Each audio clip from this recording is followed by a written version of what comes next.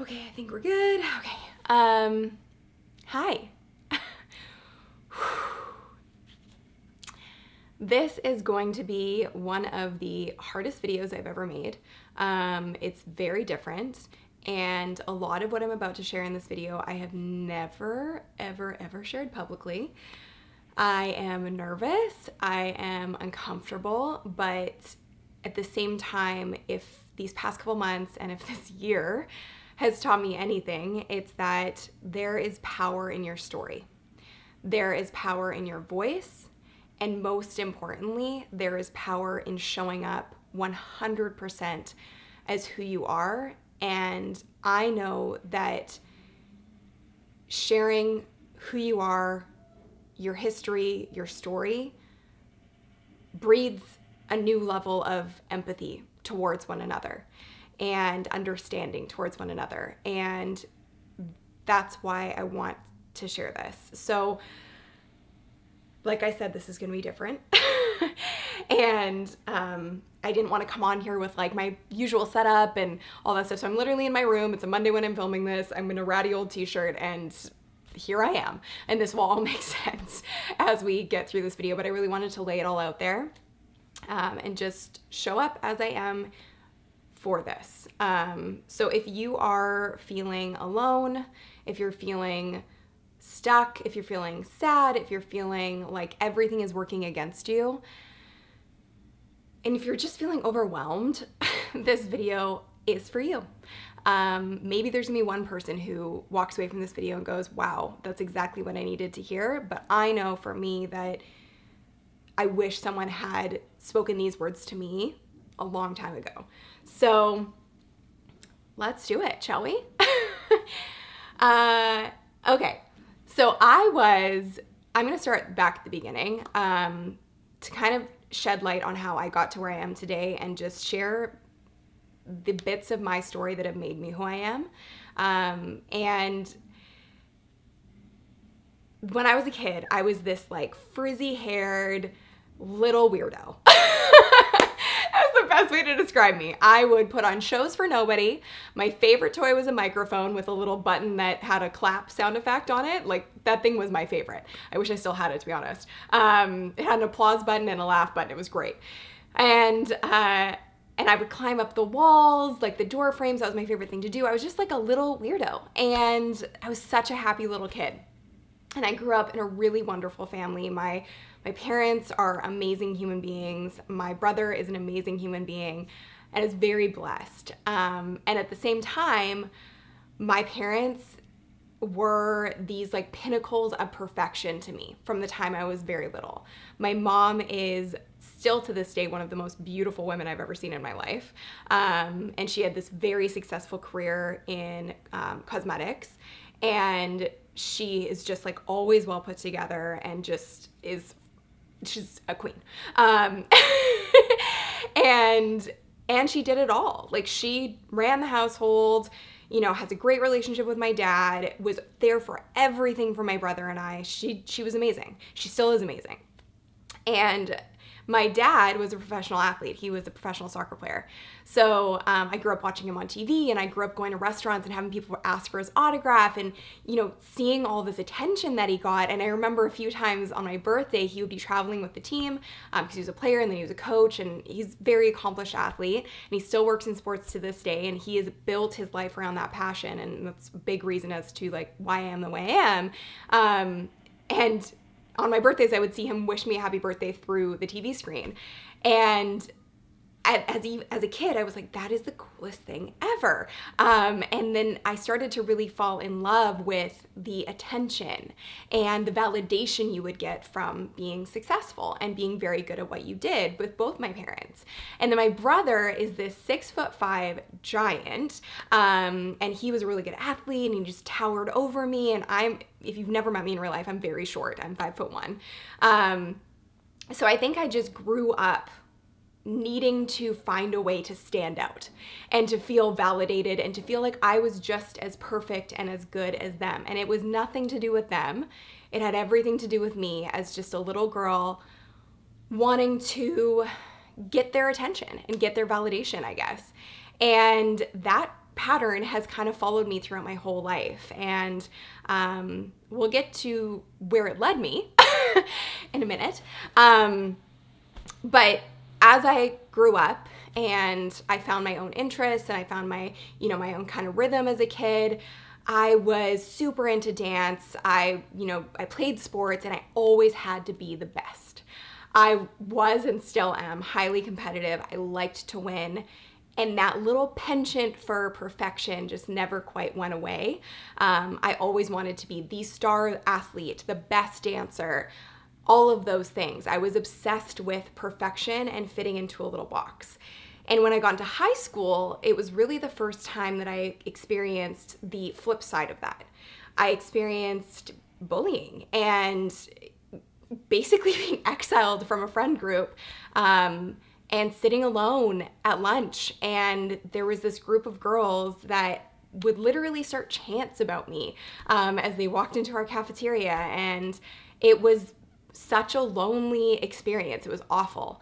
And it really took a toll on my self-esteem. And it was the first time in my life where you go from being this like happy-go-lucky kid, this frizzy-haired little weirdo, to and being totally happy with that, to feeling like something's very wrong with you and feeling like you're a total outcast. So at that point, I really dove into academics and I dove into being even more perfect, because maybe if I was more perfect, people would like me more.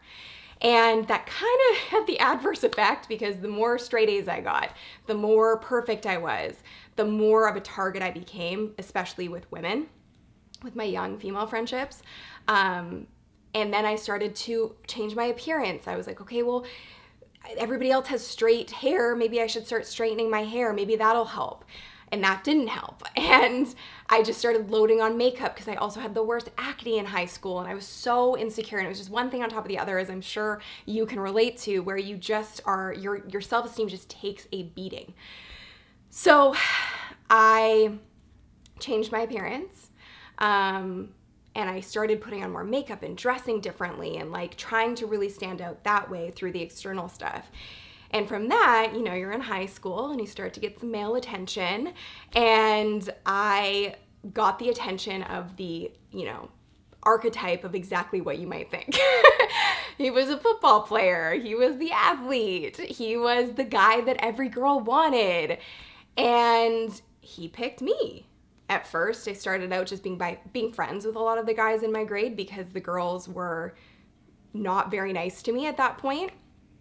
And that pissed them off more, that I was all of a sudden really good friends with a lot of the guys, and I just related to the guys better. And then it evolved into my very first relationship and my first love. And first loves are a doozy.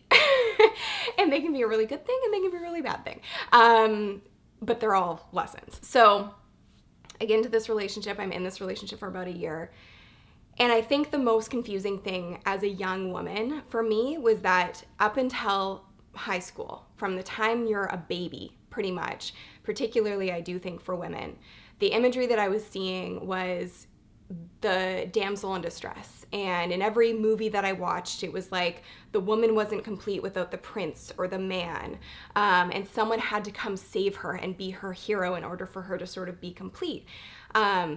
And also this imagery of just like needing to fit in a box and be perfect and do the things I should do and say the things I should say, but don't say things that are out of line, because that's not what a good girl does.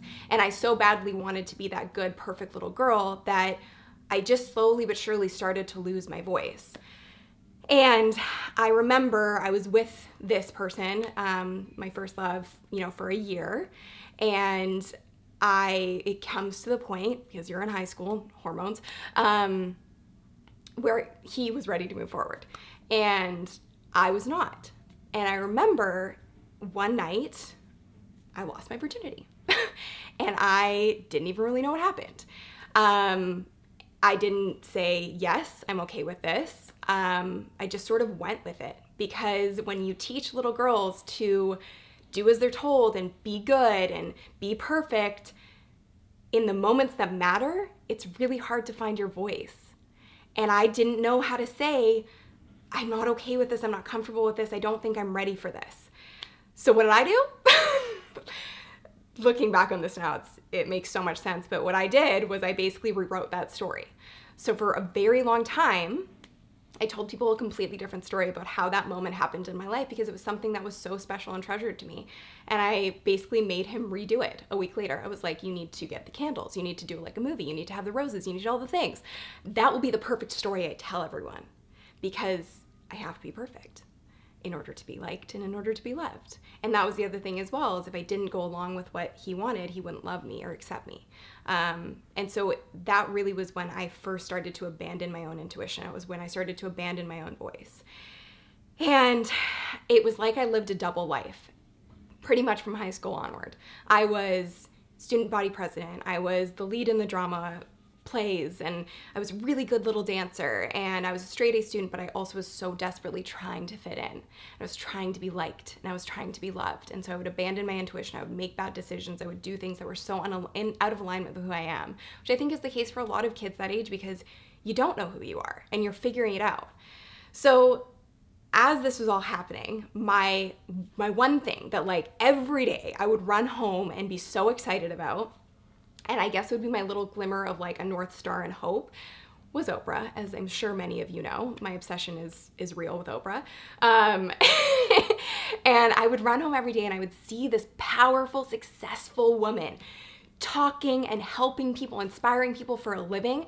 And I was like, that's it. That's me. That's what I really, really want to do. That's why I loved my freaking microphone with the applause button so much when I was a kid. And so she became this North Star for me. She became this like beacon of hope for me and what I ultimately wanted to do for with my life. And I started just going down this path. I was like, okay, I'm gonna go to broadcasting school. I'm gonna do the things that she's done. I'm gonna be this like entrepreneur. I'm gonna do all these amazing things. I'm gonna give back, blah, blah, blah, blah. And little did I know that that sort of like North Star and that work ethic and trying to become that was also going to lead to one of the hardest moments of my life, which I will get to. And so as I was on my rise with my career, etc., I actually got into a relationship in my early 20s he was the nicest guy in the world, honestly. But when you don't value yourself and when you don't really understand your own worth, it's really hard for somebody else to love you or you to really fully love anybody else. And so I didn't really feel worthy of a nice guy at that point in my life. So what did I do? I basically burned that relationship to the ground, completely sabotaged it, and ended up meeting somebody who was the polar opposite and kind of similar to that high school boyfriend. And more so what I internally felt like I deserved, which was not the nicest treatment. And surprise, surprise, another athlete. Actually a soccer player who actually happened to play for my dad's team. So there's that. And there was red flags from day one. I'm like, why is this guy talking to me? He plays for my dad. That seems really weird. But of course, that level of attention and validation mixed with like the danger of it all, I was like, well, this is my kryptonite. Like this is gonna be the end of me. So long story short, I end up meeting this person. We end up in a relationship for years, like 3 years. And it's tumultuous from the get-go. And I'm sure you can probably relate, at least some of you can relate to a relationship with, from the very beginning, you see the signs. Like they were screaming at me. He wouldn't hold my hand in public. He had text messages from other girls all the time. He would not call me his girlfriend. There were so many things. And I was just, when I look back at that version of myself, it makes me so sad because I didn't know who I was. And I also didn't see any worth in myself. And so my only worth came from work. And so I worked my butt off and I put the team on my back and I moved where he needed to move for his career. And I remember I moved to Edmonton at one point and I got a job on the morning show. I literally went to Edmonton and I was like, I'm not moving here unless I have something to do, because if I don't have work, I don't have worth, which is like so crazy to say even out loud at this point. I couldn't just be, that wasn't enough. I had to be busy and productive and that would make me worthy. So I got myself a job on the morning show. I literally pitched an idea to be their social media reporter and walked in the door and was like, this is what you need. I will do it. And they paid me $20 an hour. I was getting up at 2:55 in the morning And on top of that, I was also running my consultancy, my little social media business. And so I was working I would get up at 2:55, I would go to work, I'd come home, I would do all the household stuff, and then I would also, work on my own business until like 6 or 7 at night and be in bed at like 9. So it was a disaster. I was exhausted all the time, and I was just running full steam ahead to try and prove that I was valued and I could be validated for my efforts. And that was where my worth was really coming from. So my career started to go like this. His career started to go like this. And that's kind of a recipe for disaster, especially for two people who at that point in their lives really didn't know who they were. And that's how I see it now. And I have so much empathy for that situation, for both of us in that situation, because it was a recipe for disaster. So moving forward from that, those red flags just started to keep resurfacing. And we ultimately ended up moving back to Vancouver. I was so addicted to this relationship and so in it and so thought that this is what love was meant to be. And it was so toxic. Like when I look back on that situation now, it was awful. And sometimes, as Oprah says, you get a whisper and then you get a tap on the shoulder and then you get a 2x4 over the head. So on my 27th birthday, about 3 years into this relationship, this was my 2x4 moment.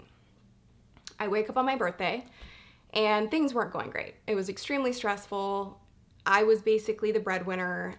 It was a lot of pressure on me. I was trying to make everything perfect and in the same time just losing myself entirely. I didn't know who I was, what I wanted. I was just basically running on a treadmill at all times. And I was exhausted. And so on my 27th birthday, my girlfriends and I decided to go on a trip. And, he was super supportive of that and just went up to Whistler. And I came back after like 2 days away and still thinking like, this is it. This is the person I'm supposed to be with. And this is going to work itself out. Just desperate for that. Because I didn't know who the hell I was without him. And so I come home and he's basically accusing me of cheating on him and all these things. I've never cheated on anyone in my life. And I was so confused. And then basically it just got so bad that I was like, you need to go back home because you didn't live in Vancouver, you wasn't from here. And I need you to figure yourself out and I think we need to break up right now. So that was like my first opportunity in a long, long time where I was like, use your voice, stand up for yourself. This isn't good for you. Still had so much love for him, but I was like, this isn't right. So he leaves. And then I kind of start getting my life together. I completely redo the apartment we lived in. It made it my own. I start just like purging all the crap and dealing with the emotions and processing and all this stuff. And then 3 weeks later, I come home from work one day and this person is in my apartment and he proposes. And my intuition has never lit up more than in that moment. I basically was like, something's not right. You love him so much, but something's not right. You have to say no. So shockingly, I say no. A few days later, I get a call from my doctor. And I had had an appointment with her right before he had left. And she goes, I'm so sorry to tell you this. You have an STD. Me? The perfect girl? The girl who does everything right? The girl who's the good girl? The girl who works her freaking ass off to prove her worth? No. And even in that moment, I was like, could this be from 3 years ago? Does this mean that he would have cheated on me? Like, that wasn't even going through my head. I was like, no, he wouldn't cheat on me. I'm doing everything for this relationship. And just sitting in the doctor's office, bawling. And so embarrassed. She phoned me, I went into the office. She basically became my therapist in that moment. And I knew that I had to confront the situation and it was awful because I was like, this is going to be the end of it. Unless maybe it was a big mistake and I was hopeful still and so naive. So I confront him, he sits in front of me for hours and lies and tells me, must have been me. I must have cheated. All this stuff messes with my head and I'm like, what the hell is going on? I'm starting to think maybe did I? But I didn't. And eventually the truth comes out. And even when the truth came out, my self-worth and my self-esteem was so low that I still was like, well, maybe it was just a mistake. And maybe if I try harder, he won't do it again. And, oh, that makes me so sad to say that out loud. It's so sad. And I know there's someone watching this who feels this way right now, and that's part of why I'm sharing this. Because I was such a different person at that point in my life. I had no self-esteem. And my self-esteem came from this attention from this guy. I was like, if I've got him and I challenge accepted, he won't hold my hand, he won't call me his girlfriend, like I will make him call me his girlfriend, I will make him hold my hand, I will become the love of his life, and that I will win. Remember, I was a competitive little kid and I would like perfection. That kind of carried itself through into my relationship as well.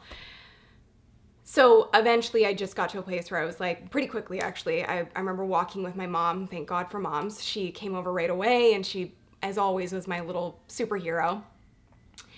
And she and I walked together and I realized really quickly, I was like, I cannot do this. I cannot stay in this. I can't give this a second chance because I've been ignoring all the red flags for so long. This is not the end of it. And we both were in very unhealthy places in our lives and it just was not the right thing to do to move forward. So we ended. It was the worst heartbreak I've ever experienced in my life because not only was I heartbroken over the relationship, I was really sad about how much I had abandoned myself. So what did I do? Oh, I didn't do any work on myself. No, I decided to just dive headfirst into work. And this is what I like to call the revenge success period of my life. And again, I'm sure some of you can relate to this, where you get screwed over, whatever, and you're like, you know what? Instead of being mad at you, I'm just gonna show you how successful I am without you. So that's really when, ironically, my business started to explode, and I was getting all these clients and all these accolades. I was on the cover of a magazine. I was 30 under 30. My entrepreneurship career was taking off. But yet I still was putting all of my value into something else. Now it wasn't a relationship, now it was work. And because of that, I was vulnerable to still making really crappy decisions because I so badly was just trying to race to the top. And sometimes when you're on such a mission to win and be perfect, you get blindsided or you have blind spots to really bad things and toxic people and situations in your life. And so those patterns didn't go away. That wasn't the last relationship I had where it was really, really crappy and unhealthy. I was literally, it was like a comedy of errors in my dating life after that. And I wouldn't let anybody into my heart again because I was like, I can't do that again. But maybe if I'm just like the most perfect version of myself, someone will just love me enough to just stick around even though I'm never gonna open up to anybody again. Great plan. So I just start, doing that and dating a little bit here and there, but really just focused on my business. And then there was business relationships that I completely didn't do my due diligence and made some serious mistakes. And it cost me a lot of emotional and mental time and energy in my business. And friendships even, I did the same thing because if you don't know, again, who the hell you are, you're gonna end up in crappy situations and crappy relationships. So these things keep happening, the red flags keep coming, etc. Until finally I went to a friend's wedding and she married the nicest man on the planet. And this was like a couple years after that breakup. And I still hadn't done any work to process any of it. And I still was walking around with the baggage and the hurt and the need to be perfect at all times because that's how I thought you got love and attention. And I was at this wedding and I was watching them get married and I was like, oh my God, I'm never gonna have this. I'm never gonna have somebody who cares about me like that, who's nice. I did not expect to get like this emotional through all this. But it does make me so sad to think about that version of myself.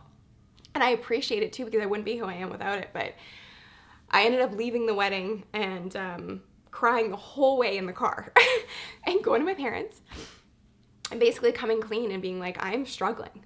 Like, I do not feel like myself. I feel like the only happiness I get is when I see a win externally in work. I need help. So I end up going to therapy, doing my work, reading all the books, really auditing my life, simplifying things. And a couple months later, I read this amazing book called Calling in the One. It's incredible. It's basically like 40 days of exercises to call in the one, but spoiler alert, you are the one. Until you are your own soulmate, you can't really find your actual soulmate. So I had to find myself and center myself and figure out what really mattered to me and the core values that I wanted to attract and if I was actually being those things so I could be a mirror and attract those. And weirdest thing ever, but 40 days later when I finished this book, this one person from my past kept coming into my head. We had never dated, but he was in my friend circle, and we didn't really know each other, but he kept just popping into my head. And I remember telling someone at the time, I was like, I'm gonna ask him out, I think. And before I could even do that, I'd never asked out anyone in my life, I get a message on Instagram saying, hey, like, heard about, you know, your recent trip, etc., and just started making small talk, and it was him. And I was like, this is really freaking weird. So a week later, we go on our first date, and when they say when you know, you know, I really did deep down know on that first date. I was like, this is gonna be the dude for me. He is so wonderful, so kind, so honest, so authentic, so himself. There's no bullshit about him. And I love it. And it's also challenging, but I love it. And so I'm like, okay, great. I've found the relationship. Check it off the box. Like, I've done it. And I'm good now. So no need for more work. So just kidding. I still did a little bit of therapy and was still doing the work on myself and still trying to process a lot of the stuff that had happened in my past. But I also was like, oh, I've got the relationship, now it should be easy.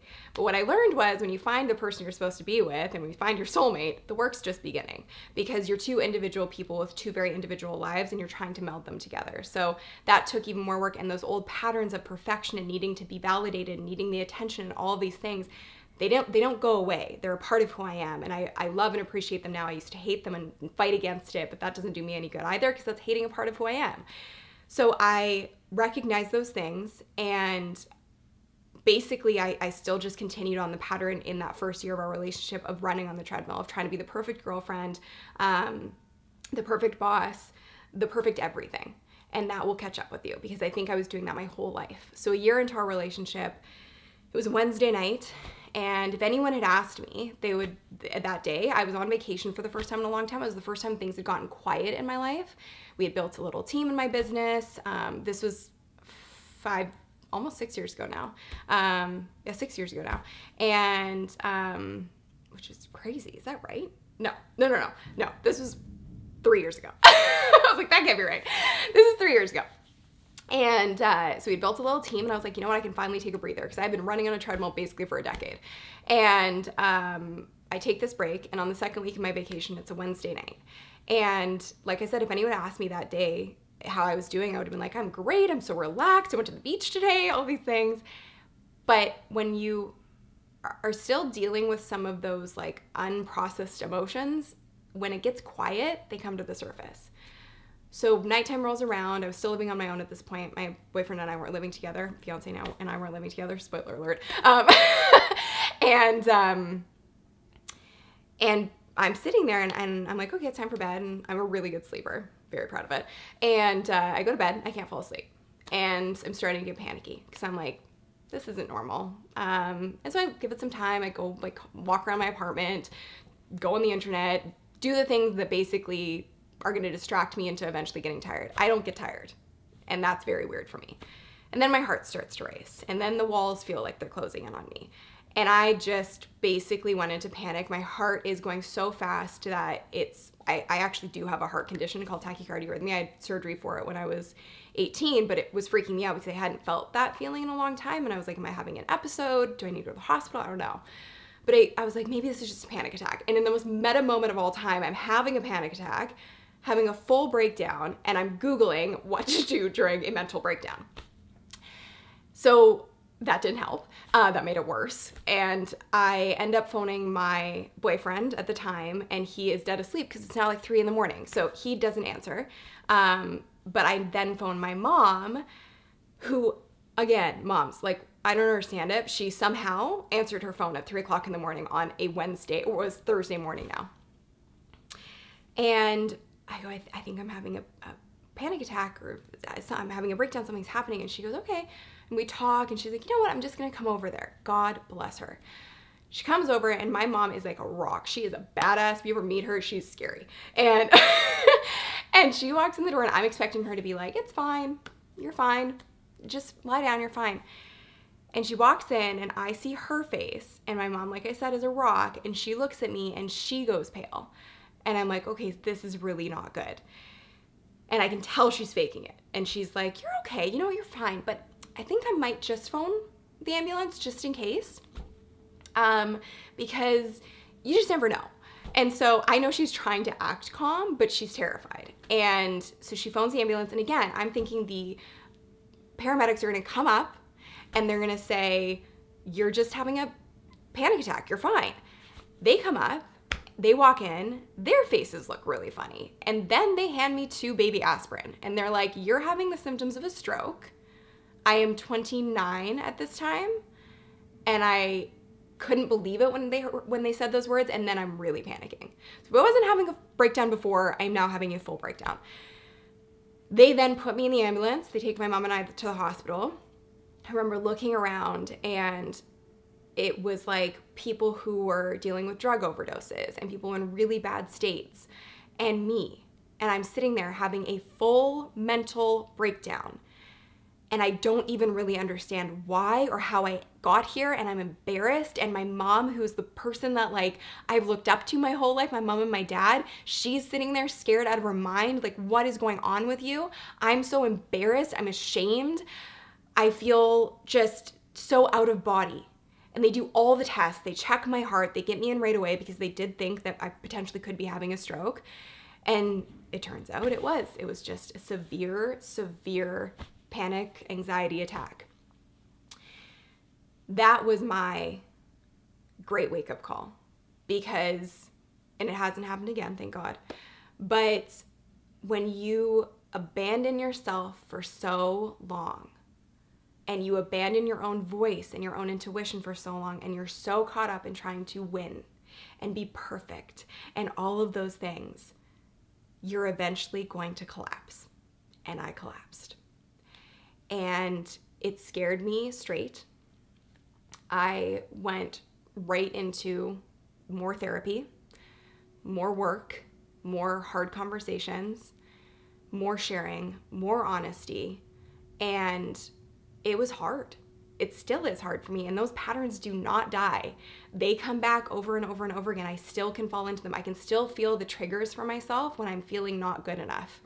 And I can still feel when I'm out of alignment and I'm trying to do something just to win as opposed to doing it for a true intention. And you may have sort of noticed that with me, that I've just gotten more and more intentional and more minimal in what I do, because it's all kind of a reflection of this whole journey and this story and where I've been.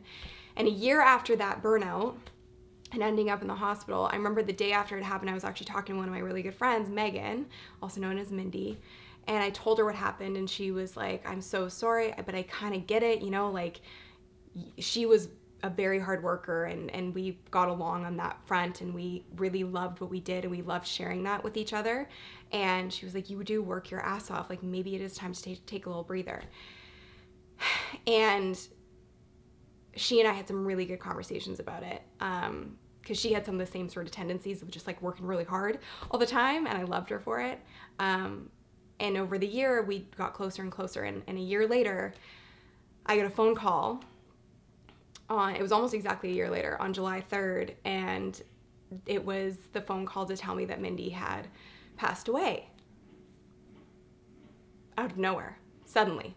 Her friend and her boyfriend had all passed away very tragically. So thank God I had at least done a little bit of work up until that point, because I immediately basically went into a hole. I told my team I need to take time. I need to actually process this. I don't want to process this 3 years later like I've done in the past. And it gave me this like great perspective that life is too freaking short to not be exactly who you are, and not to do exactly what you want to do, and not to prioritize the things that actually freaking matter. So Mindy had this wild, crazy, frizzy hair, and I was magnetized to her. We, you know, shared this love of our work, because she also worked in the online space and she's an influencer and all this stuff, but we also shared this like very unique sort of personality and aesthetic. When you looked at us, we kind of looked like sisters. And I realized that her big frizzy curly hair, I was still straightening my hair at this point. I wouldn't even go on YouTube without straightening my hair. I was so embarrassed to do it, because when I was a journalist, people always told me you can't show up on camera like that. And so in that moment, I was like, I need to get back to my roots, literally. And I stopped straightening my hair, and it was sort of this homage to her, and to say, I promise I will be who I am. I'll show up as who I am, and I will do exactly what I want to do, how I want to do it, because that's what you always did. She was like the definition of be your own boss.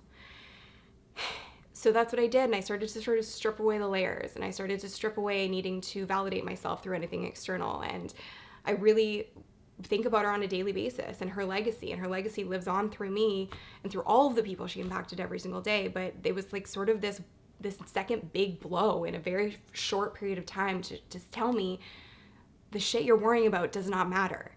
The shit you're worrying about is so superficial. Like, the things that matter are tattooed on your arm. And I got this tattoo when I was like 23, and it took me until I was 30 to really value and understand this. My papa was this one-armed, like, athlete extraordinaire. He lost his arm in a trade incident, and he instilled the 5 F's into my family. And people always think it's a heartbeat, because it kind of is. It kind of looks like that, but it kind of is. It's like exactly what I live by, and my sort of like what gives me life on a daily basis. And it's the 5 F's of my life. It's my family, friends, finances, faith, and fitness. And I kind of just started to get really grounded in those things and taking really good care of myself, and not trying to take care of myself so that I looked a certain way for other people, or that I was doing the things I should do, or that I was being a good girl, or that I was being perfect. It was like, just be yourself. And so thanks to Mindy, thanks to her life and the lessons she taught me in that short time frame, and thanks to all of the other things that led up to it, even the crappy situations, even the STD. I know, who thought I would be on YouTube telling you about the time I got an STD? It was curable, thank God. I just want to say that. Got rid of it like a week, but anywho, didn't think I'd be sharing that. But I know that level of transparency is hopefully helpful to at least one of you. And so you may have noticed that over the last year in particular, I have just slowly but surely been stripping away layers. But the funny thing is, those patterns, like I said, they don't go away. They are a part of who I am. I'm proud of every aspect of who I am, but there is light and dark. And even on YouTube, even with you, I find it really hard to be my whole self a lot of the times, because I feel like if I am, I'm not going to be liked or accepted. But I'm also at a place in my life now, I'm 33. I just recently had a birthday, and I'm like, if I can't fully show up as who I am now, when am I going to be able to? And also, if I can't fully show up and share my story, what I teach you and what I share with my clients is, your story is where your power is. Your story is where your greatest business idea is going to come from. Your story is what makes you you. It makes you, no one can compete with you when you're 100% yourself and 100% living through the growth from your own story. So as I sort of strip away the layers, and as I get really grounded in who I am and how I want to show up in this world and the direction I want to take, nothing drastic is going to change here, but at the same time, I am going to be sharing a lot of the tools that I've used to get back to myself and come home to myself and be that frizzy-haired little weirdo all over again, because that's who I really am. And I'm really proud of the person I've become. And I'm even proud of the version of myself who went through all of the crap to get here. And so the point of me sharing this is not to just vulnerable bullshit, which is a great term. I love that term. It's not just to be vulnerable for the sake of being vulnerable. It's to share with you that I am not perfect. I have my own battles. I continue to have battles, but I've worked really, really hard to make my life easy. And I have really understood that there's a lot of things that we are told we should do that don't really matter. There's a lot of things that we're told to add into our lives that don't really matter. And I think the most vulnerable thing about being, someone who wants to be successful and is ambitious is that you get blindsided to a lot of things that you feel like you need to be doing, but they're actually taking away from who you're truly meant to be. So my life is very basic. My life is very minimal. I don't have a lot of shiny things. I don't have a lot of fancy things. I just am so happy with the basics. And that's really what I want to share with you. And I'm going to be sharing these tools. I'm going to be sharing the lessons that I've learned. And that's part of why I made this as well, is that the stuff I've done in the past is not going anywhere. It's just going to get better.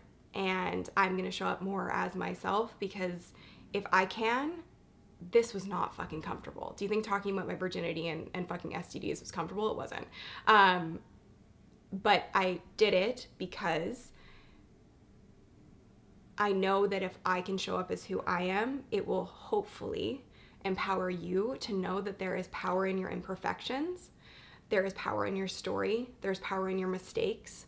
There's power in toxic situations. And that little girl who was always waiting on the hero finally became her own. And I really do believe that each of us is meant to be our own hero. No one is going to save you. No one is going to come in and make your life better or help you achieve the things you want to achieve. No one cares as much as you do about your own life.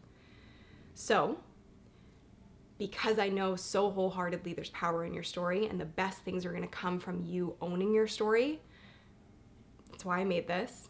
As much as it was hard as hell and scary as hell and uncomfortable as hell, I literally put off making this video for like years. I hope that it empowers you to do the same. Are you with me?